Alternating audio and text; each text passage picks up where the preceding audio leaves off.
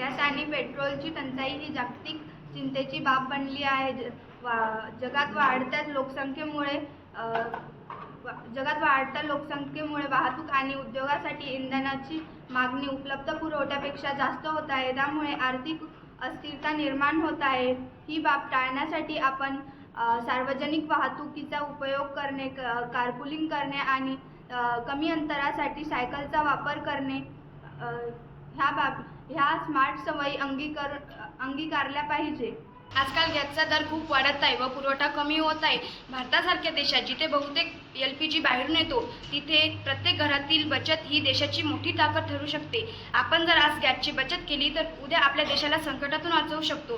Cylinder वाचवणे हे फक्त पैसे वाचवणे नाही तर देशाच्या विकासाला हातभार लावणे आहे। तर चला आजपासून आपण गॅसचा योग्य वापर करू व ऊर्जा वापरून देशाला आत्मनिर्भर व शक्तिशाली करू।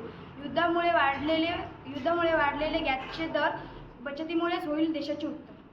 आम्ही सर्व NCC कार्य त्या चित्रातून गॅस बचतीचा संदेश देत आहोत आणि लक्षात ठेवा, गॅसची बचत हीच काळाची गरज। तर मग चला शिस्त पाळू आणि इंधन राखू।